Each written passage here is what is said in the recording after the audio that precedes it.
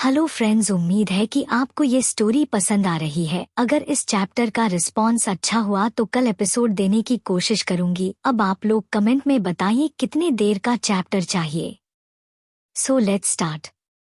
Chapter. सव्यांशी मुंह बनाते हुए आगे चले जा रही थी कि तभी उसे एक पिंक कलर का बेहद ही प्यारा ड्रेस दिखाई देता है। वो ड्रेस फुल स्लीव वाली थी, साथ ही लॉन्ग भी था। कलर के साथ अव्यांशी को वो ड्रेस काफी पसंद आता है। वो जल्दी से उस ड्रेस के पास जाती है, लेकिन जैसे ही वो ड्रेस को टच करती उससे पहले ही कोई उसे जोर से धक्का देता है और उस ड्रेस को अव्यांशी से दूर कर देता है। वहीं अव्यांशी अचानक मिले धक्के की वजह से संभल नहीं पाती है और किसी चीज से टकरा कर सीधे नीचे जमीन में गिर जाती है। अचानक ही वहां एक कांच टूटने की आवाज गूंजता है और बिल्कुल सन्नाटा छा जाता है। अव्यांशी बहुत ही ज्यादा शॉक में थी। उसे कुछ समझ ही नहीं आ रहा था कि आखिर अभी अचानक हुआ क्या उसके साथ। वो तो ड्रेस को देख रही थी। वो अपने सर को उठाकर ऊपर देखती है तो सामने उसे एक सेल्स गर्ल दिखाई देती है, जो इस वक्त गुस्से में उसे ही देख रही थी, जिसे देखकर अव्यांशी कंफ्यूज और गुस्सा दोनों हो जाती है। अव्यांशी खुद को शांत करती है और उठने को होती है फर्श से, मगर वो सेल्स गर्ल को पता नहीं अव्यांशी से क्या खुन्नस था। वो अव्यांशी को वापस से धक्का देकर उसके ऊपर पानी डाल देती है। अव्यांशी को बहुत ही गुस्सा आता है। वो कोई भी सीन क्रिएट करना नहीं चाहती थी यहाँ पे, इसलिए वो खुद के गुस्से को संभालते हुए खड़ी होती है और उस सेल्स गर्ल से बोलती है, देखिए मिस, बिहेव योरसेल्फ। आप इस तरह अपने कस्टमर को ट्रीट नहीं कर सकती है। अभी अव्यांशी इतना ही बोली थी कि तभी उसकी बात को बीच में काटते हुए वो सेल्स गर्ल बोल पड़ती है, यू बीच, तुम मुझे सिखाओगी कि मुझे कैसे बिहेव करना है? पहले तुम खुद को देखो फिर मुझे बोलना। अपनी औकात भूल गई हो, इसलिए दूसरे के पैसों में अपना हक जमा रही हो। जिसने तुम्हें अपने घर में पनाह दिया उसी को तुम्हें उसके अपने घर से निकल दिया और अभी यहाँ उसकी जगह लेकर ऐश कर रही हो। निकलो यहाँ से। तुम्हारी हिम्मत कैसे हुई यहाँ के ड्रेसेस को हाथ लगाने की? निकलो यहाँ से चालबाज लड़की, बोलकर वो अव्यांशी को धक्का देते हुए बाहर की तरफ करने लगती है। वही अव्यांशी अब भी बहुत कंफ्यूज्ड थी। आखिर ये लड़की जिसे वो जानती तक नहीं है, वो क्या कह रही है? मैंने किसकी जगह ले ली और किसके पैसों में ऐश कर रही हो? यही सब अव्यांशी के दिमाग में सवाल चल रहा था। इधर स्टोर के अंदर जो कस्टमर थे उनका ध्यान भी उनके तरफ चला जाता है। सभी लोग उस सेल गर्ल को अव्यांशी पर चिल्लाते हुए देखते हैं, मगर कोई भी कुछ बोलता नहीं है। सब बस आपस में खुसुर फुसुर करने लगते हैं। वही वो सेल्स गर्ल को भी पता नहीं अव्यांशी से क्या प्रॉब्लम था। वो बार बार अव्यांशी की बेइज्जती करते हुए बोले जा रही थी, बच्ची हो फिर भी इतनी चालें चलती हो, दूसरे के पैसों में अपना हक जमाए बैठी हो।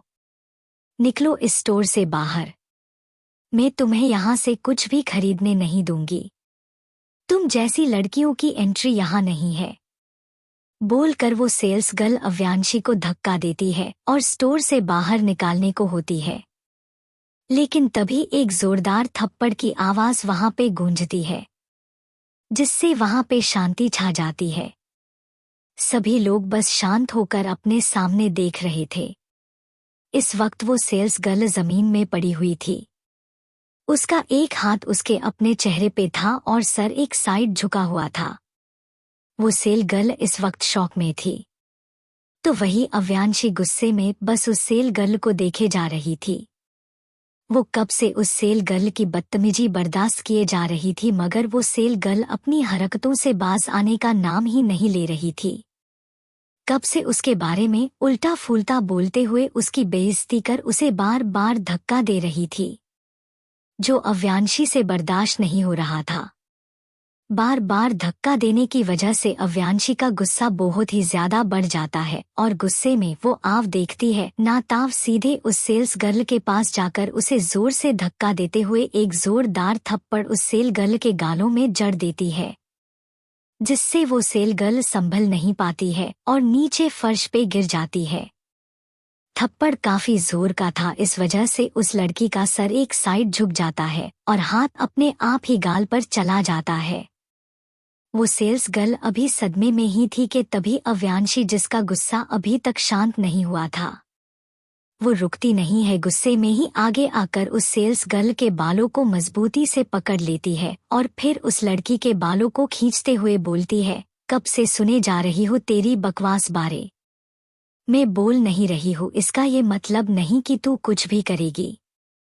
तेरी हिम्मत कैसे हुई मुझे धक्का देने की?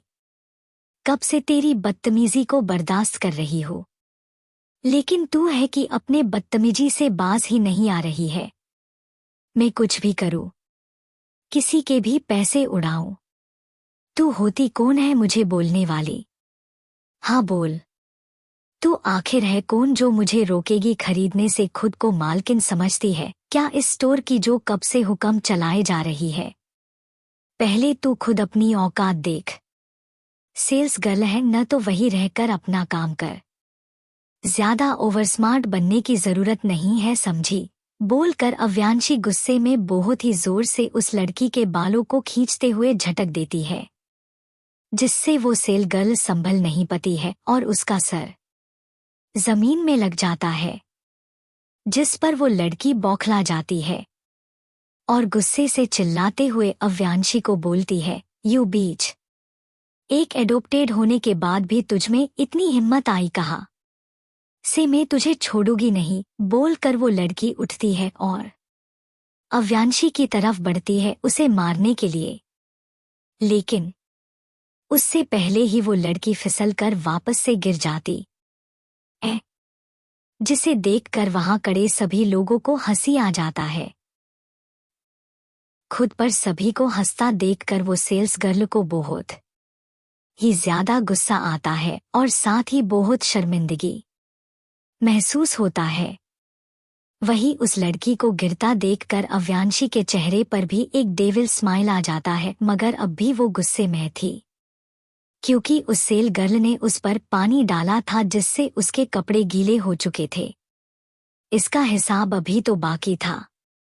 वो ऐसे ही उसे कैसे छोड़ सकती थी? इसलिए अव्यांशी इधर उधर देखते हुए पानी ढूंढती है, लेकिन उसे पानी नहीं मिलता है। मगर तभी उसकी नजर एक साइड में पड़ता है जहां पे पोछे वाला पानी था, जिसे एक स्टाफ लेकर जा रहा था। अव्यांशी जल्दी से उस स्टाफ के पास जाती है और उसके हाथों से उस बकेट को ले लेती है।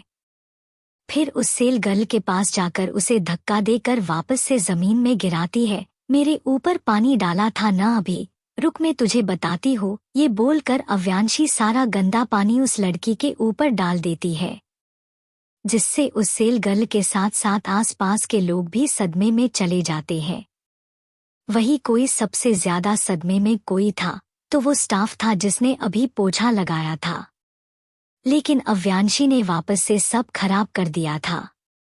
सभी सदमे में अव्यांशी को देख रहे थे, तो वही अब अव्यांशी का गुस्सा थोड़ा शांत हो चुका था। वो अपने चेहरे में एक बड़ी सी स्माइल लेकर उस सेल गर्ल को देख रही थी। वहां पे बिल्कुल शांति पसरी हुई थी।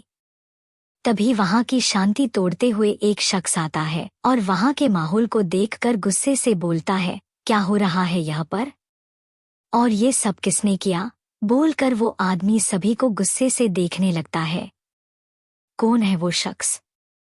अब क्या करेगी अव्यांशी? चैप्टर 21, मैनेजर और सेल्स गर्ल को सबक सिखाना। अनजान लड़की। वीडियो।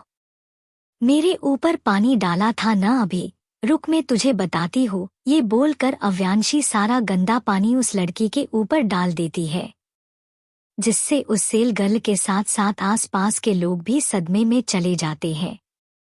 वही कोई सबसे ज्यादा सदमे में कोई था तो वो स्टाफ था जिसने अभी पोछा लगाया था, लेकिन अव्यांशी ने वापस से सब खराब कर दिया था। सभी सदमे में अव्यांशी को देख रहे थे, तो वही अब अव्यांशी का गुस्सा थोड़ा शांत हो चुका था। वो अपने चेहरे में एक बड़ी सी स्माइल लेकर उस सेल गर्ल को देख रही थी। वहां पे बिल्कुल शांति पसरी हुई थी। तभी वहाँ की शांति तोड़ते हुए एक शख्स आता है और वहाँ के माहौल को देखकर गुस्से से बोलता है, क्या हो रहा है यहाँ पर? और ये सब किसने किया?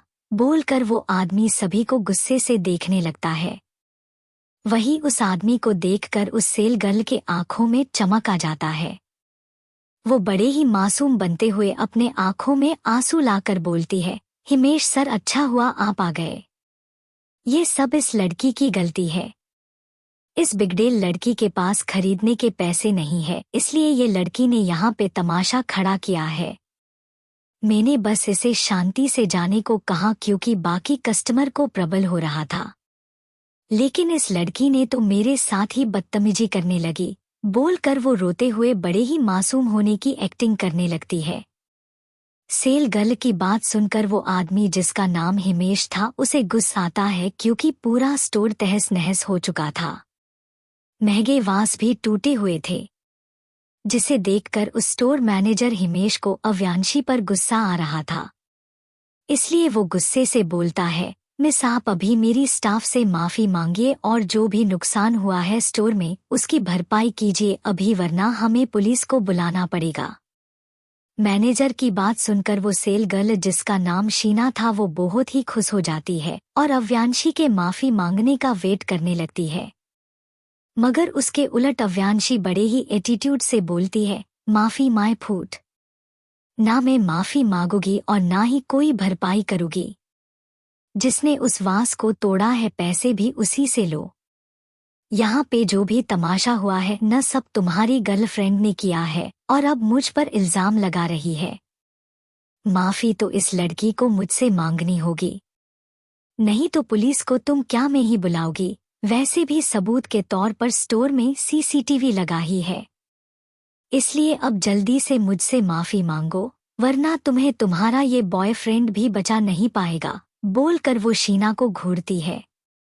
अव्यांशी की बात सुनकर शीना और वो मैनेजर दोनों ही शॉक्ड थे, क्योंकि वो दोनों रिलेशनशिप में थे। ये बात सीक्रेट था, उन दोनों ने ही किसी को बताया नहीं था, तो अव्यांशी को कैसे पता चला? वो दोनों ये सोच ही रहे थे कि तभी अव्यांशी एक बार और बोलती है, जल्दी मुझसे माफी मांगो, मेरे पास यहाँ वेस्ट करने के लिए फालतू टाइम नहीं है।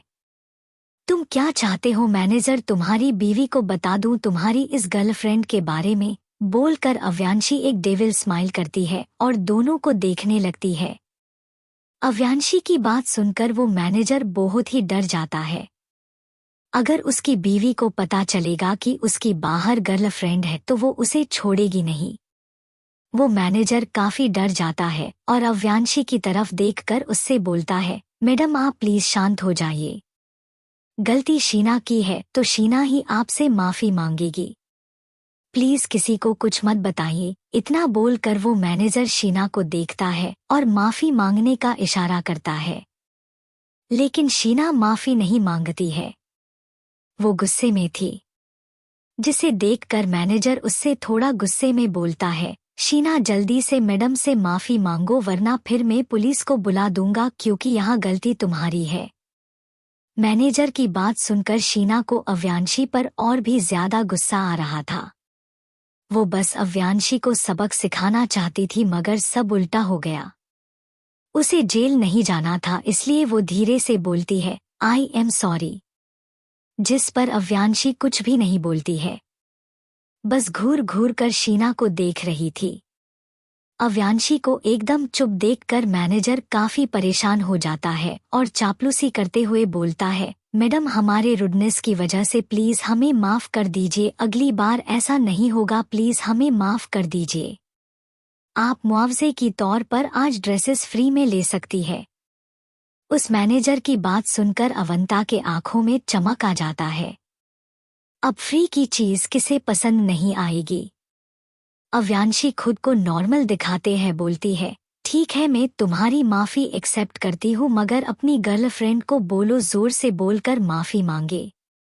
मुझे इसकी आवाज ही सुनाई नहीं दे रही थी। आप परेशान मत होइए, शीना अभी आपसे माफी मांगेगी। बोलकर वो शीना की तरफ मुड़कर उससे बोलता है, शीना जोर से बोलो, सॉरी मैडम को सुनाई नहीं दे रहा है तुम्हारी आवाज। बोलकर वो मैनेजर जल्दी से शीना को आगे कर देता है, जिससे न चाहते हुए भी शीना को माफी मांगना पड़ता है। वो अपने दांत भींचकर गुस्से को दबाते हुए जोर से बोलती है, आई एम सॉरी मैडम।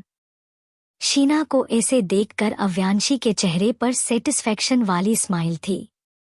वो उसे देखते हुए बोलती है, इट्स ओके, लेकिन दोबारा मुझसे उलझने की कोशिश मत करना। बोलकर अव्यांशी एक नज़र उसे देखती है, फिर स्माइल करते हुए आगे जाती है और बहुत सारे ड्रेसेस को सिलेक्ट करते हुए मैनेजर से बोलती है, मिस्टर मैनेजर ये सब पैक कर दीजिए, फिर सब शटल हो जाएगा। वही अव्यांशी के हाथों में इतने सारे ड्रेसेस को देखकर मैनेजर के माथे पर पसीना आ जाता है, क्योंकि वहां के सभी ड्रेसेस बहुत ही महंगे थे। मैनेजर को लगा था अव्यांशी एक ड्रेस लेगी जिसे वो चुप लेगा, मगर यह अव्यांशी ने बहुत सारे ड्रेसेस लिया था जिसे छुपाना मुश्किल था। उसे अपने पैसे भरने पड़ेंगे, ये सोचकर मैनेजर को शीना पर बहुत ही ज्यादा गुस्सा आता है, क्योंकि आए दिन ये उसके लिए मुसीबत खड़ी करती रहती है। वो गुस्से से शीना को घूरता है और न चाहते हुए भी स्माइल करके अव्यांशी को ओके बोलकर सभी ड्रेस जो अव्यांशी ने सिलेक्ट किया था उसे पैक करवाता है। कुछ देर बाद अव्यांशी हंसते हुए उस स्टोर से बाहर आती है। उसके हाथों में बहुत सारे बैग्स थे, जिन्हें वो पकड़ भी नहीं पा रही थी, मगर फिर भी वो सारे बैग्स लिए जा रही थी। मालकिन, आपने तो उस स्टोर वाले को लूट लिया, अचानक ही रुद्र बोलता है, जिसे सुनकर अव्यांशी हंसते हुए बोलती है, जैसी करनी वैसी भरनी। किसने कहा था उनको मुझसे पंगा लेने की? अब भुगते नुकसान। आज तो मेरा फायदा हो गया। लेकिन छोटे शैतान, मैंने तुम्हें चुप रहने की पनिशमेंट दिया था न, तो तुम बोल कैसे रहे हो? जिस पर रुद्र बोलता है, मालकिन, अभी कुछ देर पहले जब मैंने आपको स्टोर में उन दोनों लोगों के बारे में बताया था तब आप ऐसा नहीं बोल रही थी, तो अब क्यों बोल रही है? मेरी वजह से आपको इतने ड्रेसेस फ्री में मिल गए, तो अब पनिशमेंट खत्म कर दो। अव्यांशी अभी अपने फ्री शॉपिंग की वजह से खुश थी, इस वजह से वो रुद्र का पनिशमेंट भी हटा देती है और बातें करते हुए वो वहां से चली जाती है। अव्यांशी के कान में ब्लूटूथ था, इस वजह से किसी को भी इस पर शक नहीं हो रहा था। अव्यांशी के जाने के कुछ मिनट बाद एक लड़की जिसने खुद को पूरी तरफ से कवर किए हुए थी वो निकलती है। फिर अव्यांशी जिस तरफ गई थी उस तरफ देखते हुए अपने फोन में बनाए हुए वीडियो को किसी को भेज देती है। कौन है वो अनजान लड़की? कौन सी वीडियो थी और किसे भेजा उस लड़की ने? क्या है उस अनजान लड़की का मकसद? जानने के लिए पढ़िए अगला चैप्टर।